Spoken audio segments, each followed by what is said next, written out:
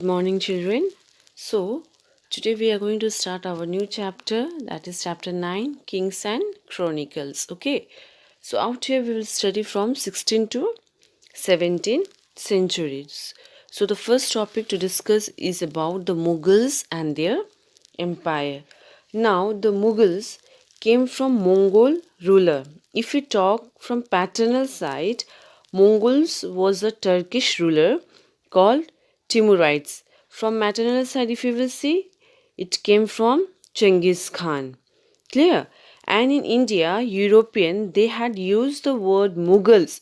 And from this Mongol words, only the words Mowgli was been inspired, and we could see it in the book of Rudyard Kipling, Jungle Book. Clear, you must have seen the movies of the Mowgli, you must have read the story of Mowgli. Right, now we will discuss about its empire, that when it began. Clear? Now, Ziauddin Babur was the first Mughal ruler. He came from Central Asia. Fargana was his hometown. So in 1526, he came to India and first established its rule in Kabul and continue its rule till 1530. Next, after Babur comes Nasiruddin Humayun, and his time period was 1530 to 1540 for 10 years, as because 1540 he had fought battle with Sher Suri and was defeated, and he went to Iran, and under Safavid ruler he took shelter. Clear? And in 1555 he came back and defeated Sher Suri and occupied his throne. After that, he lived for 1 year and died in 1556. Clear? After him comes Akbar. His full name was Jalauddin Akbar, and his time period was 1556 to 1605. And he was a famous ruler, and he not only expanded his empire but consolidated his empire, make his kingdom strong and riches of his time. Then after Akbar comes the Jahangir, who ruled from 1605 to 1627. Then comes the Shah who ruled from 1628 to 1658. And at the last, we could see the most strong and the powerful ruler of Mughal was Aurangzeb, who ruled from 1658 to 1707. So after Aurangzeb, whoever come as a successor was not strong. It led the dynasty diminished, and the last one was Bahadur Shah Jafar, as he was not so strong.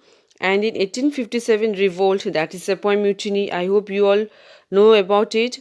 He was been overthrown by the British.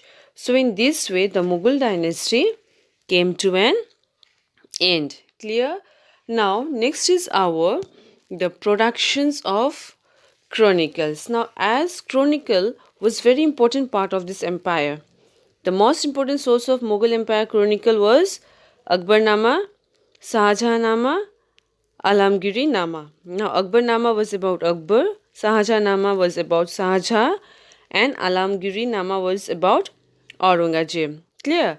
So, out here in this chronicle, it is said about the history of their families, their courts, their novels, their administration. Clear? Now, next is our from Turkish to Persian. Now, Babur, his language was Turkish, as he said himself Timuride. So, he said himself Timuride. Also, afterwards, this language, that is, he used the Turkish language, was been shifted to Persian, that is from Turkish to Persian. Now, Akbar, he came and he made Persian as an official language in the royal court. Persian language was being used, and even the Babarnama was written in Turkish language. Akbar has translated it into Persian language. Clear? Now comes the Urdu.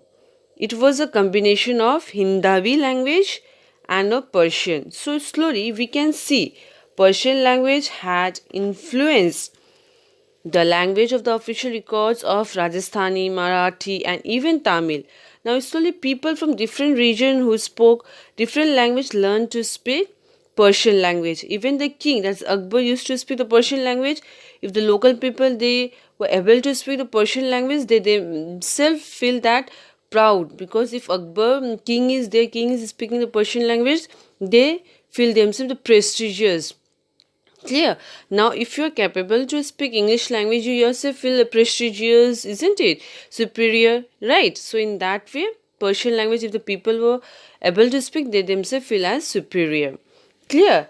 Now, out here we can see that translation of Sanskrit texts such as Mahabharata and the Ramayana into Persian was commissioned by the Mughal Empire. Even the Mahabharata was translated as Rajam Nama, that was a book of war. Clear. So now next is our the making of manuscripts. Now the all books in Mughal India were manuscript, that is they were handwritten and was done, that is the work was been done in Kitab Khana, which later translated as library. Okay. Now, the creation of manuscript involved a number of people performing variety of tasks such as paper maker were needed to prepare the folios of the manuscripts, scribes of the calligraphy, graphers to copy the text, gilders to illuminate the pages, isn't it? Painter to illustrate the scene. So in different tasks was the people they were been doing when the manuscript they were maintaining it. Clear? For painter and calligrapher, they got prestigious rank, position, even they were rewarded with titles and award. As calligraphy was the art of writing and was considered a skill of great importance. Clear? So next is our the painted image. Now to describe any event, painting image was generally used. Clear? When calligraphers wrote something in the book, they used to leave some space around it for picture. And what the artists they used to do, artists they used to insert picture according to the description of the text. Suppose you are writing a paragraph and you leave some space out there at the side, because if you are writing about some temples, about the cow, that means you are drawing the picture of that, right? Similar way, when the calligrapher they were writing the text, they used to leave some space out there at the side so that artists could draw the image based on that text. Clear? Now picture made the manuscript more attractive and beautiful. Suppose if you are buying a book, story book, if the pictures, the image are attractive, that means we feel interest to read that book, isn't it? Sometimes it happens that when we see the image of the uh, picture out there in the book, that means we used to get the concept what the story is about, what is going to say, right? So the historian Abul Fazl has described the painting as a magical art. So in his view, it had the power to make non-living object like living objects. So art of painting was been done in such a way that it seemed that non-living object as a living object. Now, by using the painting of emperor and his court, created tension between the ruler and the conservative Muslim elites, that means who used to follow the ulemas. Why? As because according to ulema, there was a ban for the painting of the Prophet Muhammad, that is Prophet Pegamber Muhammad. Why? Because they used to suggest that the artists were capturing the power of creation in their hand. That ulemas they used to believe that the artist was capturing the power of creation, as this power of creation can only be captured by the God.